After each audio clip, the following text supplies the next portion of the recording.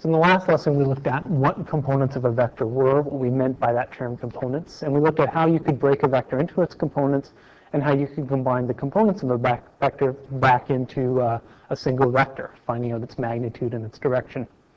What we want to do in this lesson is take it one step further and look at how you can add vectors using the components. And we finished off the last lesson with sort of a summary of these key formulas. We're going to be using these formulas again, so if you've forgotten them, you might want to jot them down. Now, how do we add vectors using components? Well, let's just take a look at a purely geometric problem here. We've given two vectors, v and w, and we want to find the resultant when we add these two vectors together. So by now you're familiar with how we add vectors. You take the two vectors, you place them tip to tail, and you draw a single vector that starts from the tail of the one vector and it goes to the tip of the second vector. So if I place my two vectors tip to tail, my resultant vector is then going to be the vector from the tail of v up to the tip of w. So we could label this vector vector r. Okay. Now, what if I think about these vectors in terms of components? Let's take vector v here and vector w and find out what the components of these two vectors are. So the components of w, let's see, we're going to need to have a vertical component and we're going to need to have a horizontal component.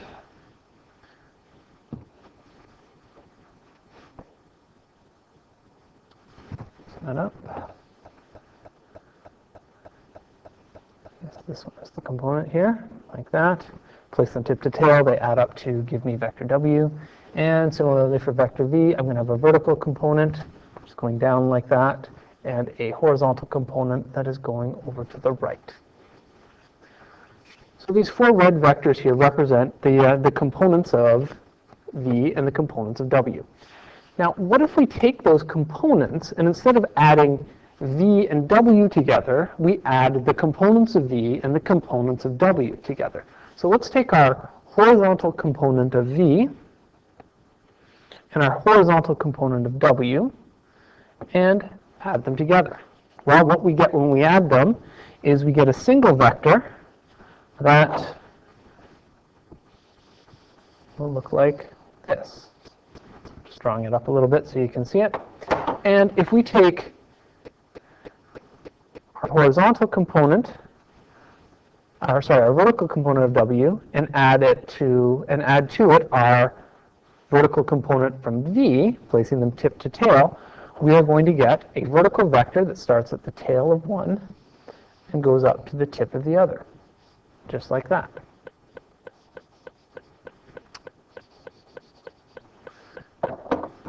Take away these components here. Now, I've taken the sums of those two components, those two x components, and the sum of those two y components, and I've placed them so that they're tip to tail. So I'm adding the components, the x components, and the y components together, and you'll notice that what we end up with when we do that is the same vector that we got when we added v and w together. So you can add, so the sum, let's see, if we express this, if we're adding vector v and vector w together, the sum of the x components of our two vectors gives us the x component of our resultant vector. And the sum of the y components of our two vectors gives us the y component of our resultant vector. And then once we have the components of the resultant vector, we can put them together to get the actual vector that we want. So let's do this a little bit more algebraically here. A standard question here, forces of 32 newtons and 26 newtons act on the same object at an angle of 147 degrees to each other. Find the resultant force. Well, let's start by drawing a diagram. Okay, I'm going to put my 32 Newton force. I'm going to draw it horizontally. It doesn't tell me exactly what direction these forces are going in. It doesn't say they're going north or south or anything like that. So I can draw them sort of however I want. as long as I keep the angle between them correct. So I'm going to put that 32 Newton vector going in the positive x direction. And my other vector, which is my 26 Newton vector, I'm going to draw over there, and there's an angle of 147 degrees between them.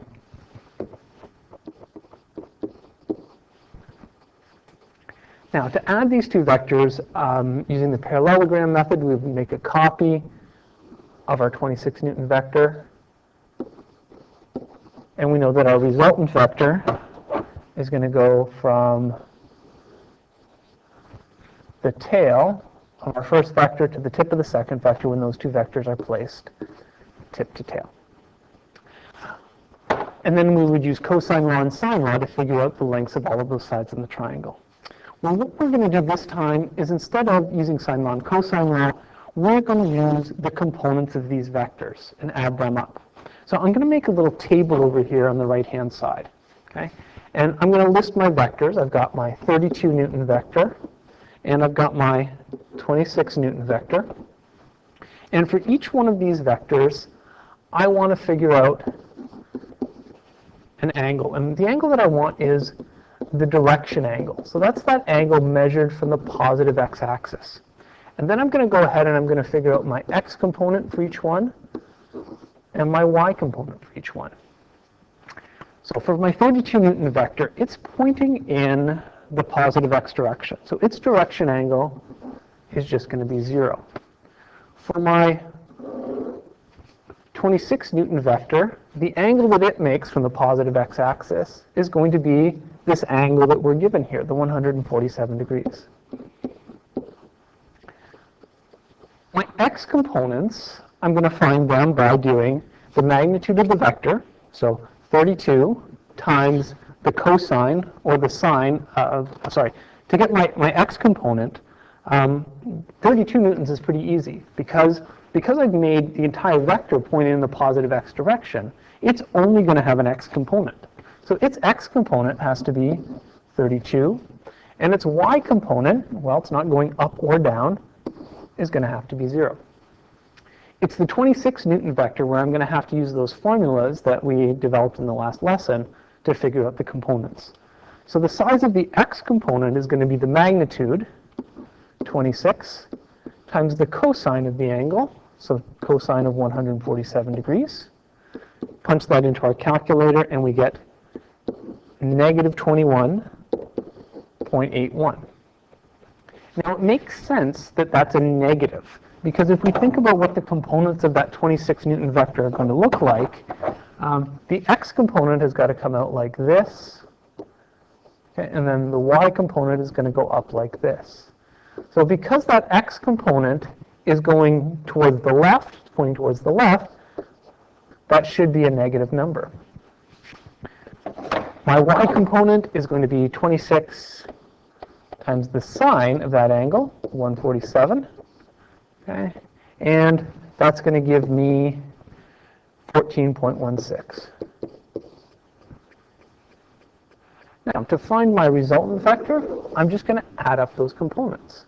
My resultant, I'm going to add my two x components, so 32 plus negative 21.81 gives me 10.19.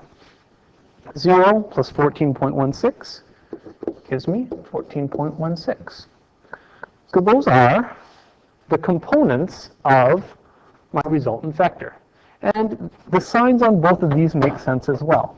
If I look at how I've drawn this diagram, my x component is going to be going in the positive direction. My y component is also going to be going in the positive direction. So it makes sense that both of these are positive. Now that I have the components, I can put them together to get the magnitude in the direction of vector r. So the magnitude of vector r is going to be the square root of 10.19 squared plus 14.16 squared, which when we work this out is going to be 17.45. The direction, tan theta, is going to be given by 14.16 divided by 10.19, Solving for that, I get theta equals 54.3 degrees. So I can put these together in my final answer, just as I did before. 17.45 newtons. My direction is going to be 54.3 degrees to that 32 Newton vector. I drew that 32 Newton vector so that it was pointing along the positive x-axis. So theta always gives me the angle between my vector and the positive x-axis. So that's the same as the angle between my resultant vector and the 32 Newton vector. And that's the basic procedure.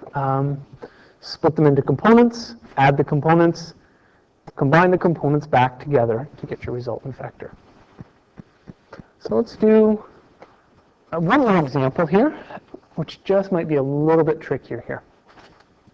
A plane travels 120 kilometers north 50 degrees east, then turns and travels 150 kilometers south 20 degrees east. Find the resulting displacement. Okay, so we just want to add these two displacement vectors together. So we're going to have, I'll say the 120 kilometer vector and the 150 kilometer vector. And again, I want to figure out what the direction angle is, figure out my x component, and figure out my y component. Now it helps in figuring out the angle to visualize what these vectors are going to look like.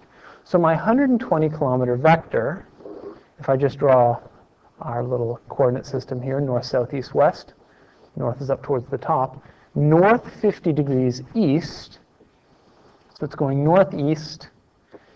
The 50 degrees is the angle between north and my vector here. So I'm going north and then sort of turning 50 degrees to the east to get the direction that I want to go.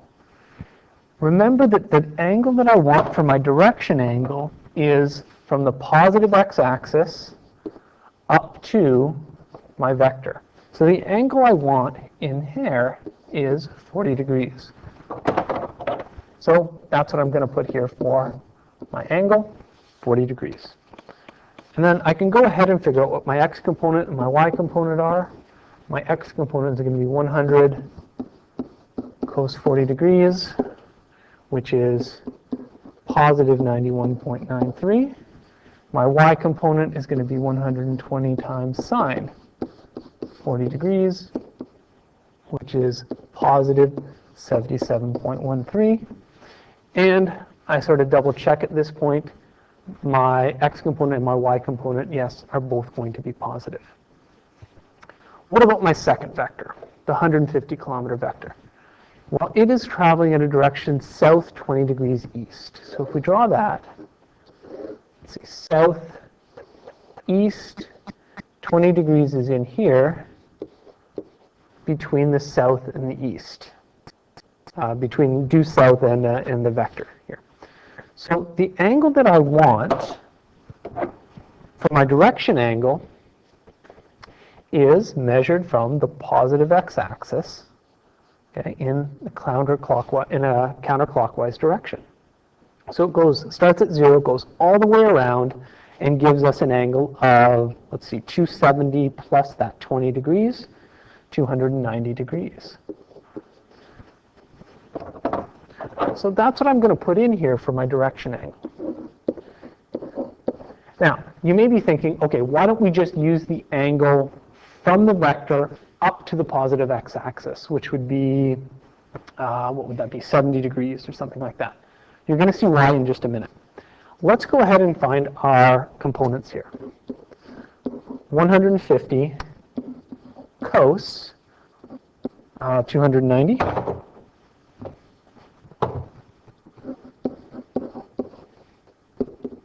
gives us positive 51.30, and 150 sine 290 gives us negative 140, 95. Using the 290 meant when we took the sine of it, we got negative 140, which makes sense because that y component should be negative because that vector is going down towards the south. Okay. If we had used just the 70 degrees up to the positive x-axis, it would have given us a positive answer. And we would have had to have done another step where we realized, okay, we don't want a positive y component, we want a negative y component.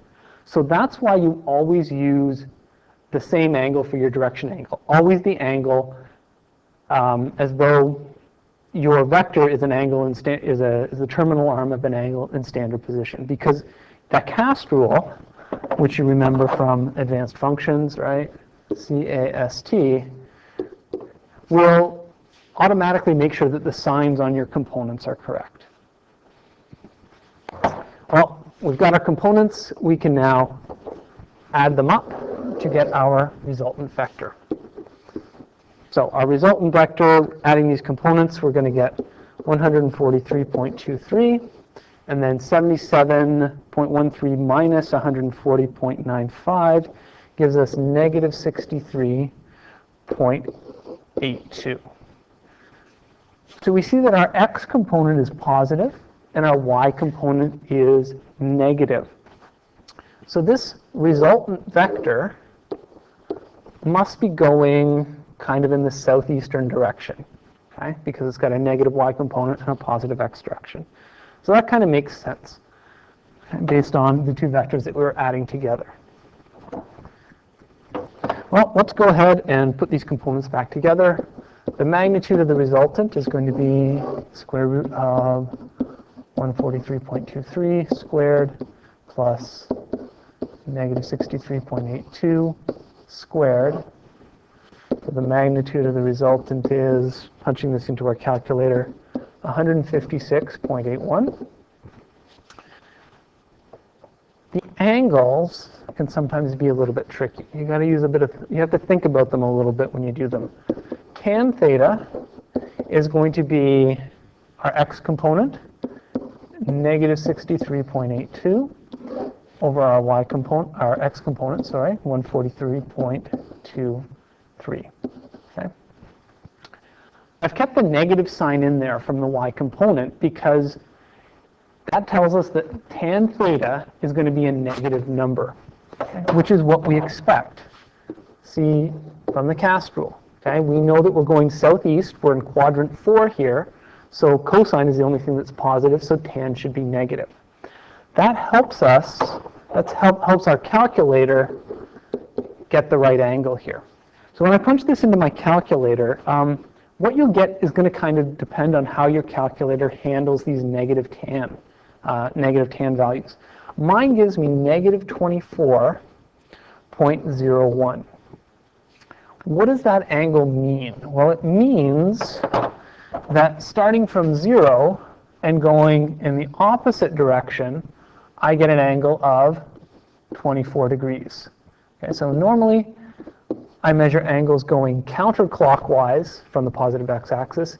If I measure them sort of backwards, going counterclockwise, I get a negative angle. So the angle that I'm getting here, so this thing should be 24 degrees down from the positive x-axis. Is that the angle I want? Not exactly, but that final angle is never the angle that I really want. I want to take that and turn it into a quadrant bearing. So the angle that I really want for my direction is this angle over here. Okay, I'll call that theta, right? Because I want to say how far east of south this thing is going. So I know that if I do 90 minus that 24.01, that's going to give me the angle that I want for my quadrant pairing. So just rounding the 24 off to the 24.01 off to 24, I'll take that as 66 degrees. So now I can bring my magnitude and my direction back together and say that the resulting displacement is 156.8 kilometers, because these were distances that I was working with. in a direction of south 66 degrees east. So why use components rather than sine law and cosine law? Some people find it easier because the steps are closer to being the same every time. Okay? You always break your vectors down into components using the same formulas. You add them together the same way. You combine them back together using the same formula. You don't have as much worrying about how to draw the diagram and how to figure out what angles you're going to need to use in your triangles. And in some types of problems, it's easier to think about the vectors using components rather than thinking about them as having a magnitude and a direction. However you want to do it is fine with me. You can use sine law and cosine law, or you can use components for any question in this course.